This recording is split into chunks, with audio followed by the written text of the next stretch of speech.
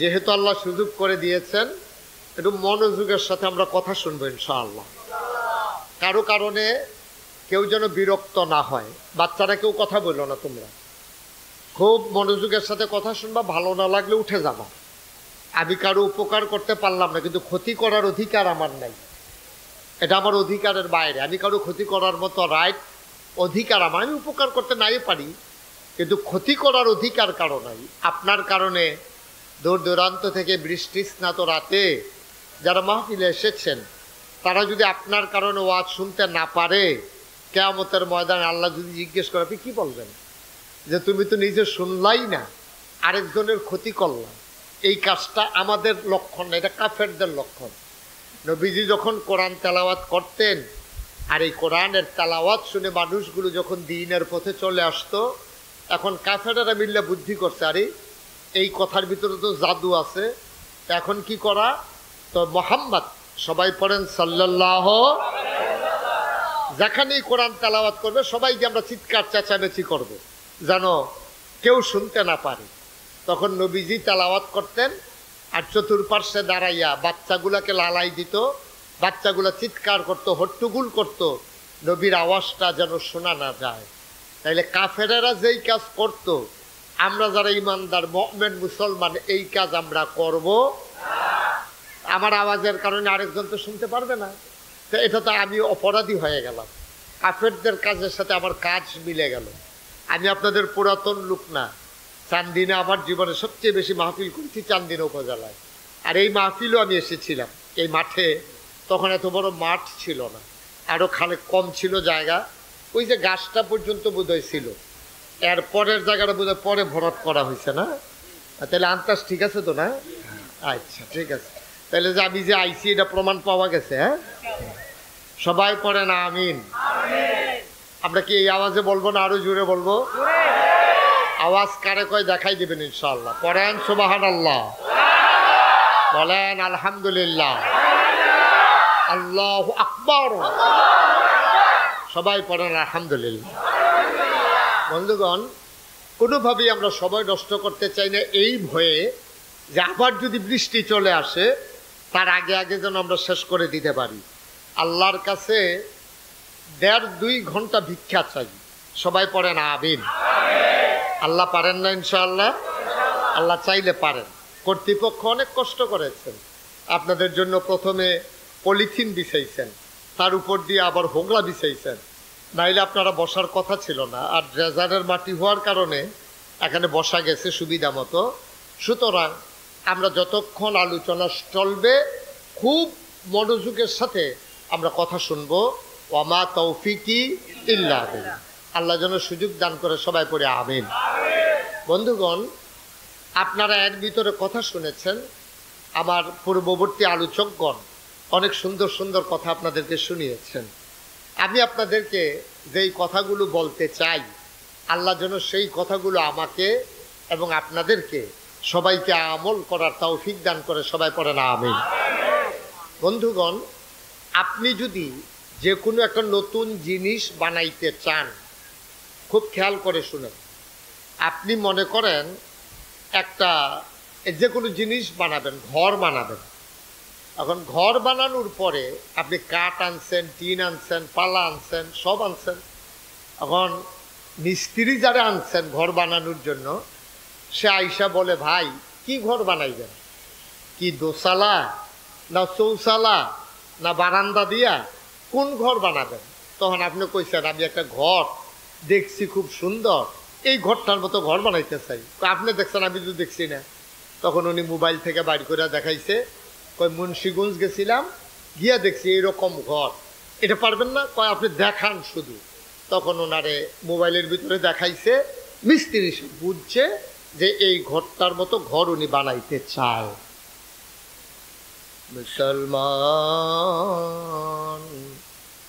আমরা যারা মুসলমান হিসেবে পরিচয় দিতে চাই, আমরা মুসলমান হতে চাই। আপনি যদি বলেন হুজুর কেমন মুসলমান হতে চাই, এজন্য আল্লাহ তাবারক ওয়া তাআলা আপনি মুসলমান কেমন হবেন, কোরআনুল কারীমে আমার আল্লাহ রাব্বুল আলামিন সেই উদাহরণ সুন্দর করে তুলে ধরেছেন। বলেন সুবহানাল্লাহ।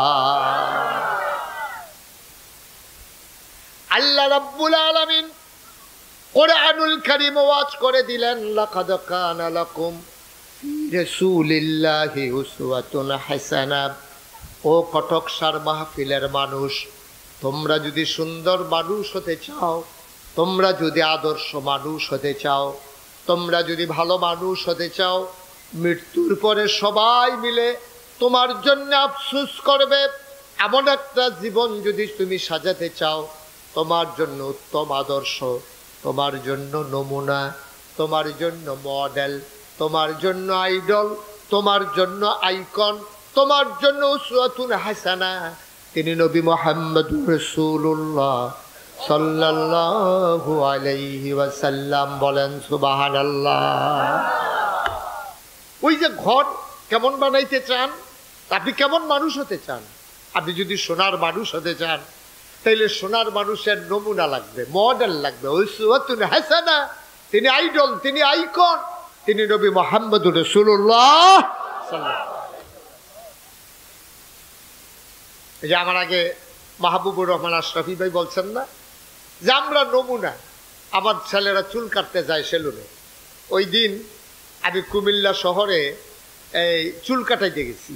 সেলুনে যাওয়ার পরে দেখি যে আমার পাশের চেয়ারে ছোট একটা বাচ্চার চুল কাটাইতেছে। তা আমি দেখলাম যে চুলগুলা কাটানোর পরে এখান দিয়ে দুইটা র্যাক দিছে। তা আমি গেলাম যে কাটে তাকে গেলাম কি দাঁড়ে এই তার মাথাটা এরকম করছো কে রে? কয় যে এটা তাহলে ছবি তুললে আনছে, তার মায় পিছে বইয়া রয়েছে।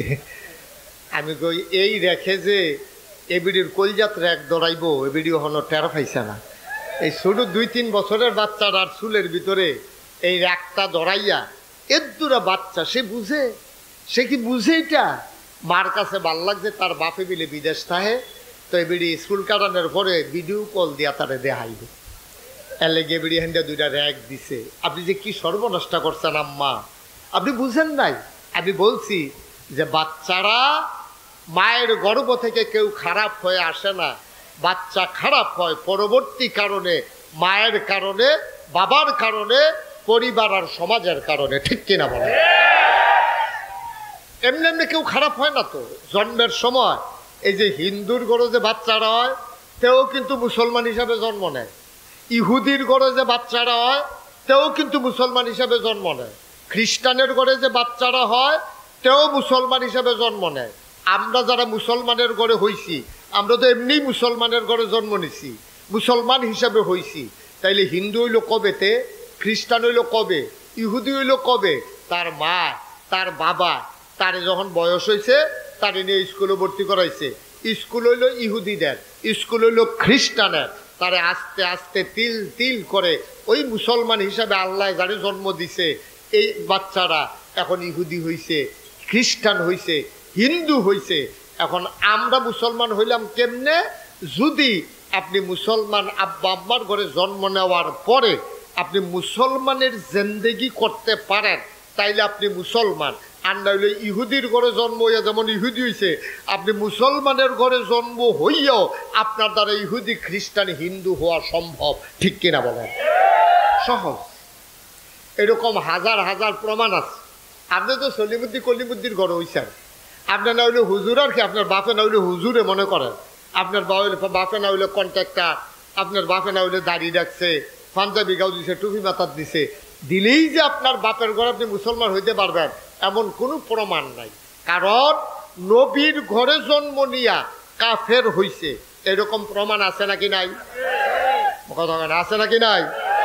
বাপ নবী, ফুত হইছে কাফের। আবার বাপ হইল কাফের, ফুত হইছে নবী। সুবহানাল্লাহ বলবেন না? তা আমরাও কাফের বাপের ঘরে হইয়াও আবার মুসলমান হইতে পারি, আবার মুসলমানের ঘরে জন্ম লইয়াও আবার কাফের হইতে পারি। সহজ, কোনো কঠিন কিচ্ছু না। এখন আপনি মুসলমান, এটার প্রমাণ কি? আপনি যে মুসলমান এটা প্রমাণ হইল আপনার সামনে দুইটা জিনিস।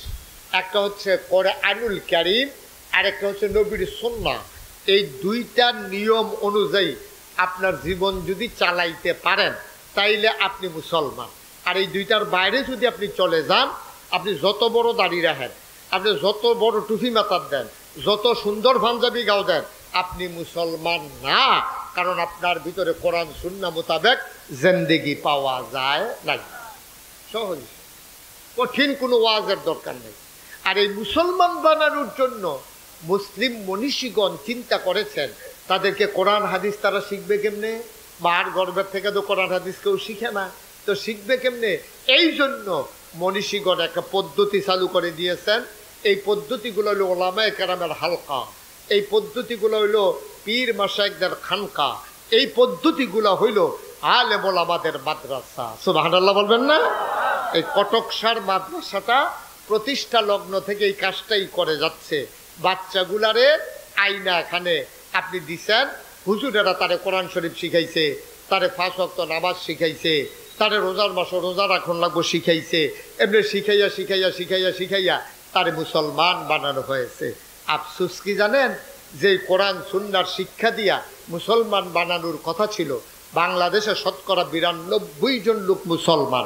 এই 92 জন লোক মুসলমানের দেশে শিক্ষা কারিকুলাম থেকে, শিক্ষা ব্যবস্থা থেকে ইসলামকে শুধু মাত্র স্কুল কলেজ না, স্কুল কলেজ মাদ্রাসা মক্তব সব জায়গা থেকে কোরআন হাদিসকে ঝেটিয়ে পিটিয়ে বিদায় করে দেওয়া হয়েছে। ঠিক কিনা বলেন?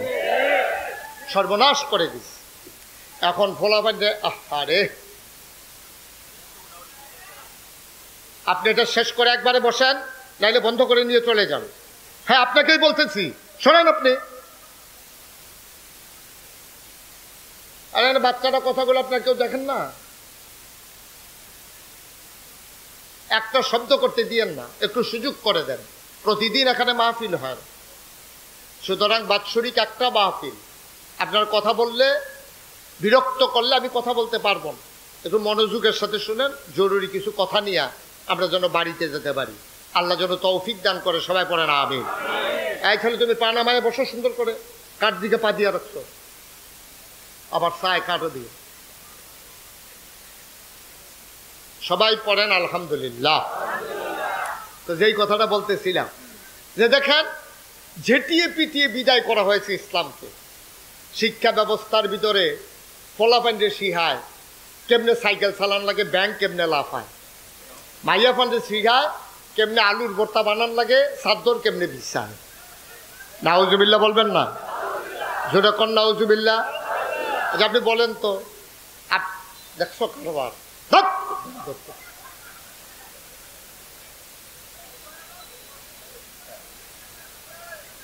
দয়া করে সবার মোবাইলগুলো নামান, নামান। আপনি মোবাইল ধরে আপনার পিছনের লোক দেখে, এভাবে না রেকর্ড হয়, না শোনা হয়। একটু সুযোগ করে দেন, এতবার বলা লাগলে তো আর ভালো লাগবে না।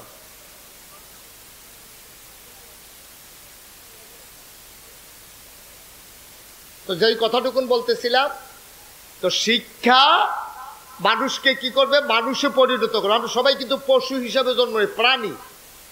প্রাণ থাকলে প্রাণী হয়, মন না থাকলে মানুষ হওয়া যায় না। এই প্রাণ থেকে, প্রাণী থেকে মানুষ বানানোর জন্য হলো শিক্ষা।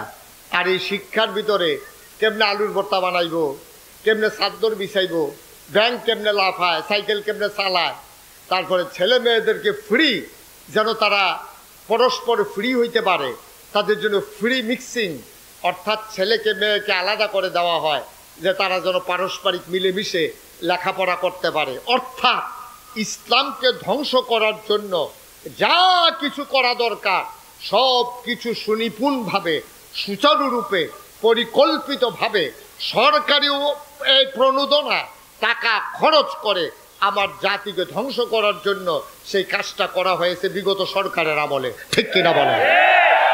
একেবারে পরিকল্পিতভাবে ঠান্ডা মাথায় করা হয়েছে, ঠান্ডা মাথায়, একেবারে যেন মানুষ যেন পশুতে পরিণত হয়। কারণ পশুর দেশে পশু হইলেই সুবিধা, পশুর মাঝে মানুষ হইলেই অসুবিধা। মনে করেন এখানে আমরা সবাই মিলে, কেউ পায়জামা, কেউ পাঞ্জাবি, কেউ টুপি, কেউ আপনার কি বলে লুঙ্গি, সবাই মিলে সুন্দর পোশাকে আসছেন। এখন যদি একটা বুড়া মানুষ উলঙ্গ হইয়া, গায়ে কোনো কাপড় নাই, উপরে নিচে পুরা উলঙ্গ, এই উলঙ্গ হইয়া যদি এখানে আসে, তাইলে আমরা কি বলবো? বলে অসভ্য, এটা করতে আসে, তারে সরাও, অসভ্য কোথাকার ল্যাংড হয়ে সেটা এখনো মানুষের সামনে আইছে, এটা আমরা বলবো না কি বলবো না? বলবো যে অসভ্য। আচ্ছা, সবটি মানুষ যদি এখন উলঙ্গ হইতো, উল্টারা, এখন তো সব কাপড় চোপড় পরা আছে, মনে করেন সবটি মানুষ এখন উলঙ্গ ল্যাংডা, এর ভিতরে দিয়া যদি একজনের লুঙ্গি ফিন্দা ইয়ে, তখন হগলে মিললে তাদের কিতা করব, তারে হগলে মিলে অসভ্য হয় না তো একটা কিতা ফেসাই এখনো আইছে, কারণ সবাই ল্যাংডা, একজন লুঙ্গি ফিন্দাইলে তারে অসভ্য কইব মানছে। আর সকল লুঙ্গি পরার মাঝে একটা উলঙ্গ আসলে যেমন এই অসভ্য কয়, আবার সকল ওই ল্যাংটার মাঝে একটা কাপড় পরে আসলে সবাই মিলে তারে অসভ্য বলবে। হয়েছেটা তাই, অসভ্যের মেলার ভিতরে সোনার মানুষ বানানো বড়ই কঠিন। এর ভিতরেও আপনারা ঠিকই আছেন, এর ভিতরেও এখনো নামাজ আছে বাংলাদেশে, এর ভিতরে অনেকে রোজা আছে, অনেকে এখনো আপনার ইসলামী জিন্দিগি করে, এটা আজব ব্যাপার। ঢাকা ইউনিভার্সিটিতে যেই ছেলেগুলা প্যান্ট পরে টাকনুর নিচে, এইটান দিলে ধরা হয়েছে যেতে টাকনুর নিচে টাকনুর উপরে তে প্যান্ট পরে গেলে অবশ্যই তো ইসলাম মানে, তার ঘরও চেক দিয়ে দেখছে কেড়ায় কেড়ায় ফজরের নামাজ পড়ে, তাদের তালিকা করছে, নামাজ পড়ুন না, কোরআন শরীফ পড়ুন না, টাকনুর উপরে প্যান্ট পড়ুন না, এইদিকে তালিকা কইরা কালো তালিকায় ফালাইয়া নির্মম নির্দয়ভাবে তাদেরকে এই বাংলার জমিনে ৯২% জন লোক মুসলমানের দেশে তাদের উপরে পরিকল্পিত নির্যাতন করা হয়েছে, ঠিক কিনা বলেন? মুসলমানের দেশে নামাজ পড়াটাও পড়া, কোরআন শরীফ পড়াটাও পড়া মুসলমানের দেশে। এবার চিন্তা করেন কাফেরের দেশে কি অবস্থা, এবার চিন্তা করেন কাফেরের দেশে কি অবস্থা। এই জন্য আল্লাহ তাবারক ওয়া তাআলা যুগে যুগে নবী এবং রাসূল পাঠাইছেন মানুষদেরকে অন্ধকার থেকে আলোতে, গোমরাহি থেকে হেদায়েতে, কুফর থেকে ইসলামে নিয়ে আসার জন্য। নবীরা করছেনও তাই। শেষ জমানার যিনি নবী, নবী মুহাম্মদুর রাসূলুল্লাহ সাল্লাল্লাহু আলাইহি ওয়াসাল্লাম, তিনি তার ৬৩ বছরের হায়াতে জিন্দেগিতে, ২৩ বছরের নবুয়তের জিন্দেগিতে তিনি মানুষগুলাকে এইভাবে তিল তিল তিল তিল করে মানুষে পরিণত করেছেন। তখন এই পৃথিবীতে একটা ইউনিভার্সিটি ছিল না, খুব খেয়াল করেন। কটক সারের মাদ্রাসার মতো একটা দাখিল মাদ্রাসাও ছিল না, কামেল মাদ্রাসা তো দূরের কথা। একটা ইউনিভার্সিটি নাই, একটা কামেল মাদ্রাসা নাই, একটা দাওরা হাদিস মাদ্রাসা নাই, একটা হাফিজিয়া মাদ্রাসা নাই, একটা কলেজ নাই, একটা ডিগ্রি কলেজ নাই, একটা হাই স্কুল নাই, একটা প্রাইমারি স্কুল নাই, একটা নৈশ শিক্ষা, গণশিক্ষা, মক্তব, প্রাইভেট টিউশনি, নোবেল বই, কোনো কিচ্ছু তখন ছিল না। নাই বলতে কিচ্ছু নাই। এখন যেমন আপনি বাংলাদেশের ঢাকাতে কি গন্ডগোল হয়েছে, আপনি টেলিভিশনটা চাললে, মোবাইলও গেলে, ফেসবুকে গেলে, ইউটিউবে গেলে আপনি খবর পাই আলান। তখন ফেসবুক ছিল না, ইউটিউব ছিল না, নেট ছিল না, ল্যান্ডফোন ছিল না, মোবাইল ফোন ছিল না, কুরিয়ার সার্ভিস ছিল না, পোস্ট অফিস ছিল না, আপনার নাই বলতে কিচ্ছু নাই।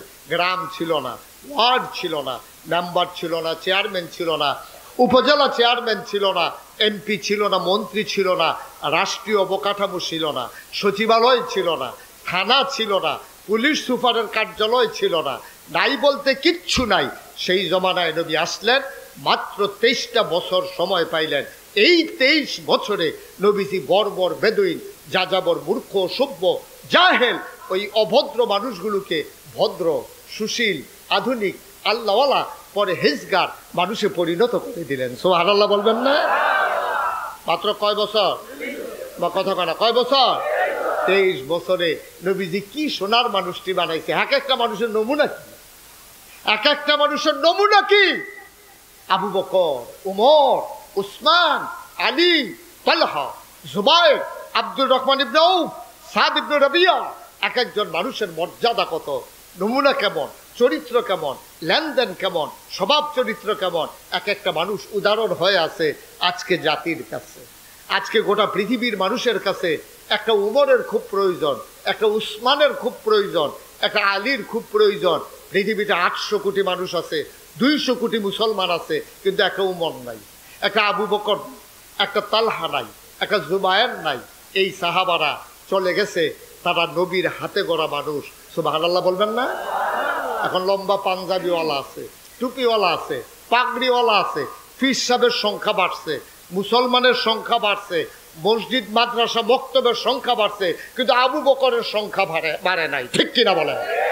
ওমরের সংখ্যা বাড়ে নাই। তাইলে বোঝা গেল এই হাল এটা হচ্ছে জাল। এই যে হাল তারা জাল হায়। তোমার যে নমুনা, তুমি তো দাঁড়িয়ে ভাতা এই থোতার তুই আডো, পাঞ্জাবি গাও দিয়ে আডো, এটা তোমার নমুনা। তোমার প্রকৃত ইমানদারি তোমার ভিতরে নাই। প্রকৃত ইমানদারি ছিল তাদের ভিতরে। দেখেন না কারবারটা কি দেখছে? নির্বাচনের খবর নাই। নির্বাচন কবে হইব এটা কয় আর কি, কিন্তু হইব কবে আল্লাহ ভালো জানে। নির্বাচনের পরিবেশ নিয়ে এখনো বিশৃঙ্খলা। কিন্তু দেখা গেল আমার দেশে যারা যারা এই নির্বাচন করতে চায়, আপনি অনেক বাজার টাজারও দেখবেন পোস্টার, তারপরে গিয়া এই কি বলে ব্যানার, তারপরে গিয়া আপনার ফেস্টুন, যা একটা কারবার চলতে আছে ওহন থেকে নাউজুবিল্লাহ কোন না কেন। তাইলে আমাদের কাছে যে ইতিহাস আছে, যেই দিন নবীজি ইন্তেকাল করছে সকলে মিলে আবু বকর সিদ্দিক নিয়ে খলিফা বানাইছে। খুব খেয়াল করেন কথা, চিহন কথা। নবীজি ইমান যদি ছাড়ো বন্ধু, ইসলাম যদি ছাড়ো বন্ধু, আল্লাহর জান্নাত পাবে না। আল্লাহুম্মা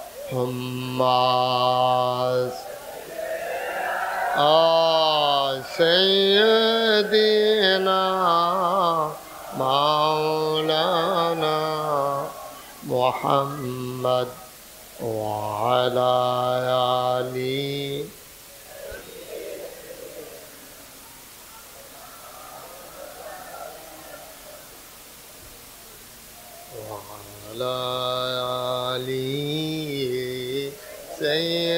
سيدنا مولانا بلغ العلا بكماله كشف الدجى بجماله حسنت جميع خصاله صلوا عليه قدرت کی تماشا ہے مدینہ کی گلی میں جنت کی نمونہ ہے مدینہ کی گلی میں بلغ العلا بکمالہ کشف الدجى بجمالہ حسنت جميع خصاله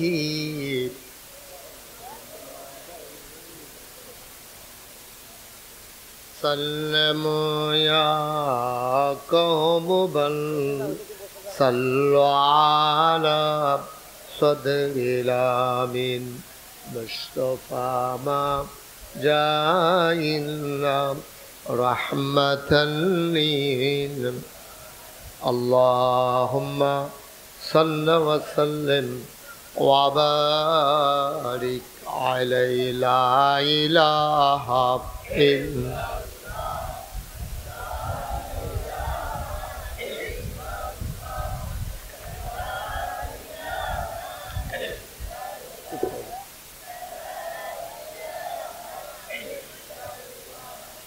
لا إله